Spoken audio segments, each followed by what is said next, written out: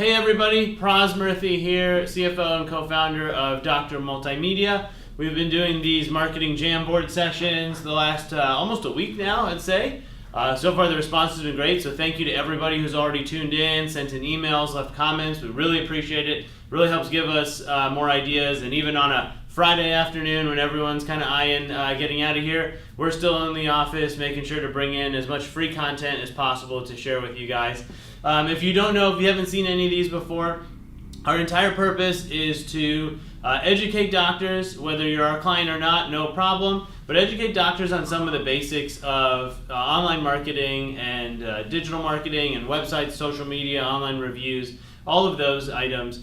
And we got some really great feedback this week when just talking about it, and someone expressed that what we're really doing is simplifying these topics to make them a little more tangible, more accessible for our doctors who are often way too busy to be worrying about this kind of thing. All right, so what I wanted to talk about today, we got a lot of questions about what kinds of social media posts people should be putting up. If you saw the first couple of these, you might know that the three main pillars of your online presence are going to be your website, your social media, and your Google reviews. And I think we talked at length the last couple sessions about Google reviews. Websites we touched on briefly at the beginning, so we thought we'd dive into social media just a little bit. Everyone knows that you should be doing it. A lot of people are posting on there, but whether or not the posts are good or getting any kind of engagement, that is usually the question. So we're going to run through some examples. So it's Clay Hill Animal Clinic. Shout out to you guys out there in Greenville. Wanted to bring up your Facebook page because there was a tremendous job done yesterday.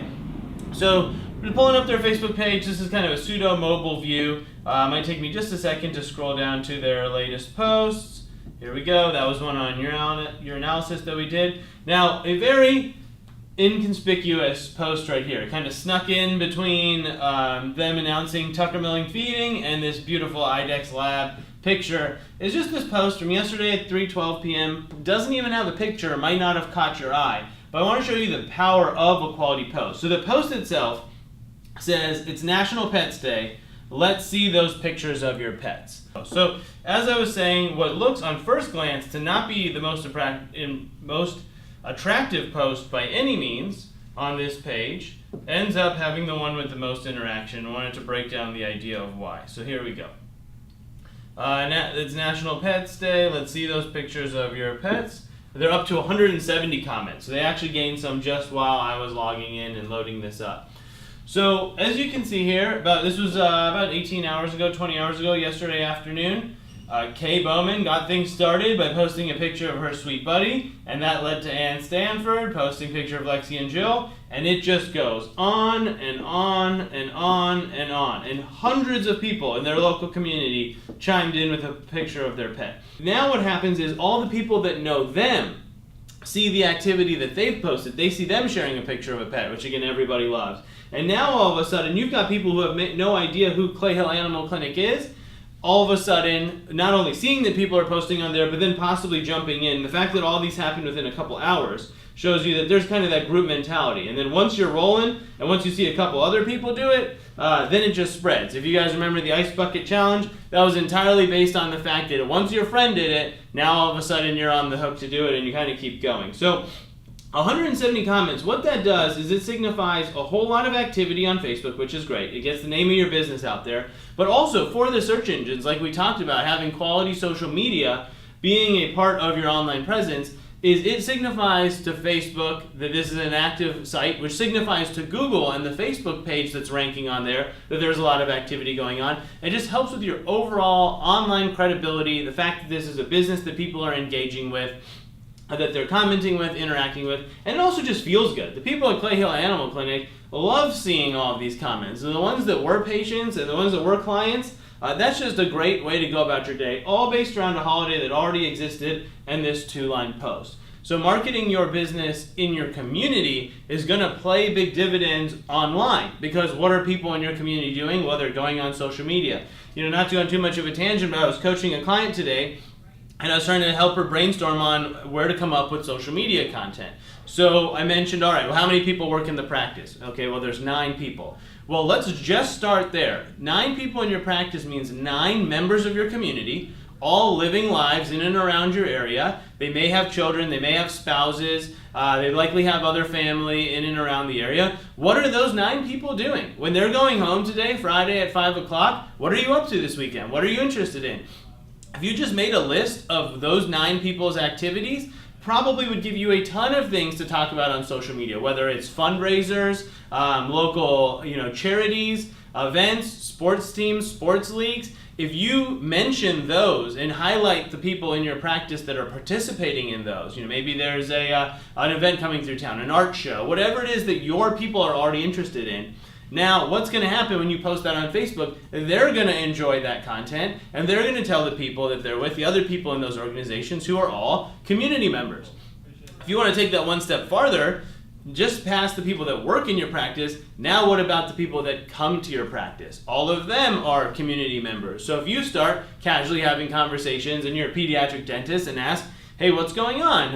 What are you up to this week? How things going with the sports team? When's the next play that you're in? What about the musical, band concert? What the kids are doing. And now you start to feature that. Imagine you have a patient that has a big concert coming up, and you post a picture wishing them good luck. Maybe they have a solo or something like that in the musical concert. You tag the school, you tag the band. Now, of course, they're going to be excited, but you're potentially going to get views and interaction from anybody that's part of that organization, that band, that school. That's a lot of goodwill content that you're putting out, and you don't even have to think too hard about generating this stuff. So, all right, so what are some actionable advice, or what are some tangible items you could take away from this? So, yes, it all looks like fun and games when you're just flipping through a good social media page. It feels easy. It doesn't seem like anyone's trying.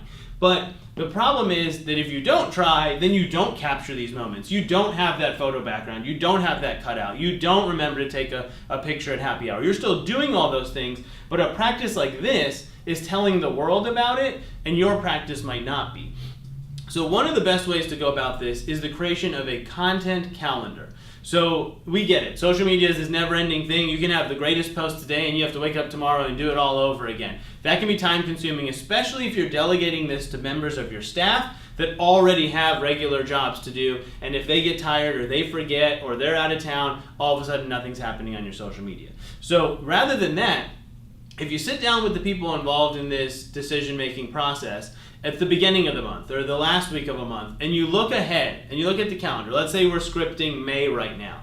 You go through the calendar. First, you outline any holidays, Mother's Day, if school gets out around that time in your area, the last day of school, graduation. Then you fill in anything relevant to the practice. Maybe any days you're closed, any holidays you're taking, staff birthdays, staff weddings, staff events. Now you even go back one further, notable events in the community, local sports teams, fundraisers, anything that your community gets excited about. When I say community, it can be your whole town, but it can also be just a couple miles around your practice, because that's where a lot of your patients and clients are going to live.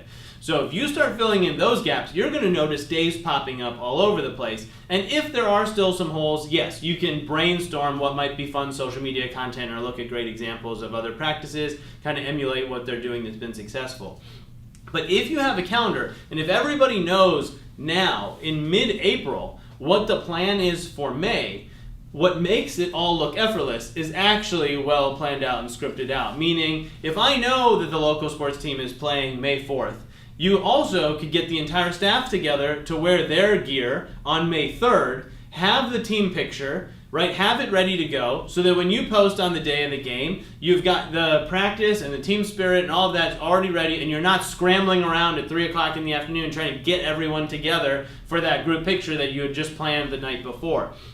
Same goes with birthdays, photo backdrops, right? If you know you're doing something for Easter coming up, you can order on Amazon, go to Amazon Prime, you'll have it there in a couple of days. Get those materials now so that all next week you're taking Easter pictures or you're giving out Easter eggs in the practice to your children that are coming through, and grab all those pictures, and now on Easter Day you can either do a collage or you can flood your page or your Instagram page with all those different fun pictures, and you've got the parents and the adults looking out for them, and it's building that interaction.